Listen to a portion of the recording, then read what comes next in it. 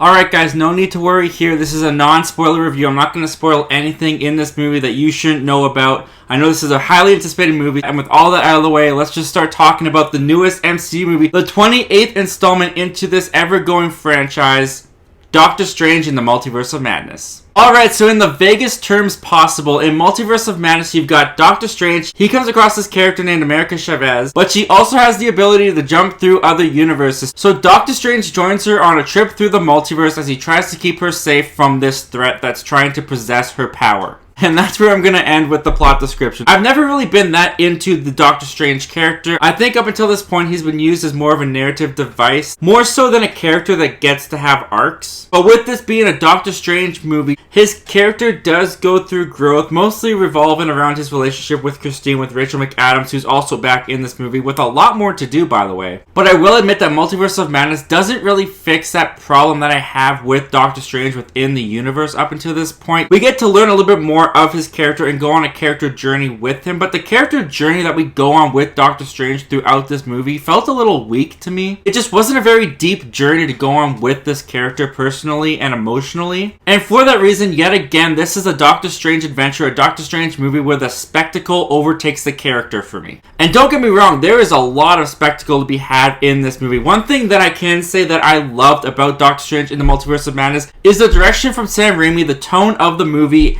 and Wanda Maximoff, but we're gonna get to her in a minute. Sam Raimi is primarily known for his Spider-Man trilogy he did back in the early 2000s, and I love that trilogy. There's definitely hints of that trilogy and the direction that he had in that movie brought into this movie, which I thought was great. But for the most part, Sam Raimi does do a lot of horror. He has a very iconic horror background with movies such as the Evil Dead trilogy, and Marvel really let Sam Raimi take that horror background that he has and infuse it into the MCU, because this movie is more of a horror movie than some people may be expecting. This is without a doubt the darkest movie within the MCU. There are some really brutal kills that were really fun to watch. There's some really dark sorcery and magic that results in there being some really creepy imagery brought onto the screen. You get the monsters, you get the ghouls, you get the jump scares, you get the creepy, eerie kind of scenes that just kind of get your hair sticking up. It's all here in Doctor Strange and Multiverse of Madness like never before in the MCU. Not to say there aren't moments of levity. The movie does still have the recognizable MCU humor infused and mixed in with all of this horror stuff, but I don't think many people, including myself, are going to find themselves laughing throughout this movie like you do with most MCU projects. There are very few laughs for me in this movie, not just because there's not that many jokes, not that much humor, but also because not all of it landed for me. It's not very funny material. But the distinct tone and just the darkness of this movie is so refreshing in the MCU. It's so cool to see how they mix this in with the MCU world that I didn't really miss the humor all that much in this movie. I was just so enwrapped in the visuals and just the creepy imagery that I was getting inside this franchise that up until this point has been very family friendly. I don't think many kids could go to this movie, surprisingly. I saw a lot of that online from the early reactions, but now that I've seen the movie myself, yeah, keep the kiddies at home. Because if they're not freaked out by the images and just the horror elements of this movie itself, I don't know how much they're going to do with Wanda. Wanda. What can I say about Wanda in this movie without giving anything away? Well, guys, all I can really tell you in this video is that I freaking loved Wanda in this movie. I'll be straight up forward with you guys. You have to watch WandaVision, or at least have seen WandaVision before you go into this movie, because everything around Wanda's character is a natural progression and connection to WandaVision. Without giving too much away, everything they do with Wanda in this movie, I freaking loved. I've wanted to see something like this from Wanda for a very long time, and Sam Raimi delivers it on this screen without holding anything back. Wanda goes to some places in this movie. She does some things in this movie that were shocking, kind of makes your mouth drop. That's all I'll say for now. But Elizabeth Olsen in this movie, she's a force to be reckoned with. She is incredible. She steals the show. This is her movie as far as I'm concerned, and I couldn't get enough of her on screen. I couldn't get enough of what they did with the character. I was satisfied. And as far as this movie goes, I do think I enjoyed it more than the 2016 original, but for very different reasons. But there's definitely some issues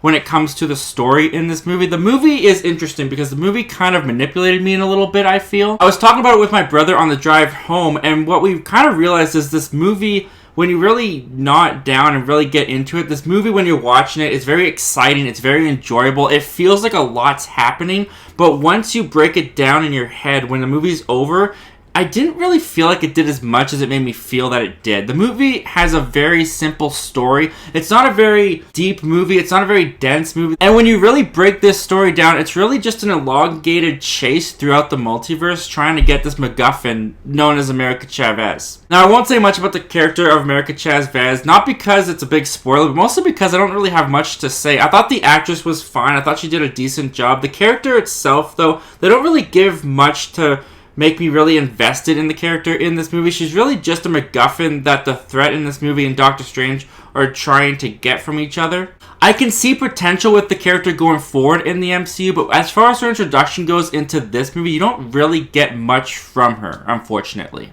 There's also a couple issues I had with the writing throughout this movie. There are a lot of times where this movie is a breakneck pace, and it feels like in order to give character progression, they do it in a very lazy way, in my opinion. There's some exposition, there's some scenes where you can kind of feel that it's kind of forced. They're giving us information, but the information doesn't feel like it's being presented organically or in a natural way. It really does kind of feel like they're just trying to rush through it. And in the end, it just kind of stuck out to me like a sore thumb. And there are definitely moments in this movie where fans are gonna go nuts in the audience. I know mine did. There are some real fan-pleasing moments in this movie, and some moments that might divide the fan base. Some fans might not find as pleasing, and I kind of find myself on that side of the fandom. This sequence in particular, I don't know how satisfied I was with it in the end, but of course I can't tell you anything about it because it'd be a big spoiler. Real quick, before I give my final recommendation on this movie, if you like talking all things movies, TV, and all things entertainment, why don't you go on and click that subscribe button,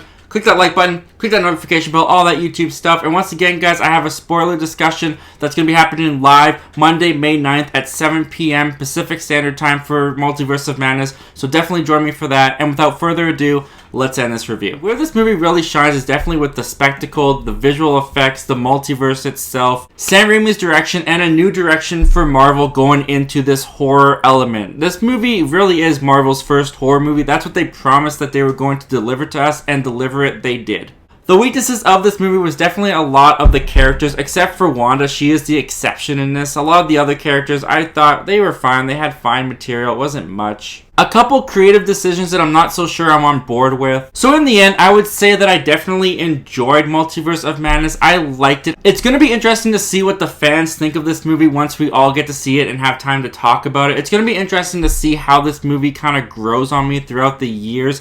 But as far as it stands right now, I would still give this movie a recommend. I think you should go see it. It is a fun, breakneck pace, fun ride. The second act does drag a little bit, and I did find that the third act was a little bit weak in some regards. But anyway, guys, that's just me. What did you guys think of Doctor Strange in the Multiverse of Madness? Comment down below, let me know. I want to know all your thoughts and opinions about this movie, guys. And as always, thank you so much for clicking on this video and checking out my channel, and I hope to talk to you guys again real soon.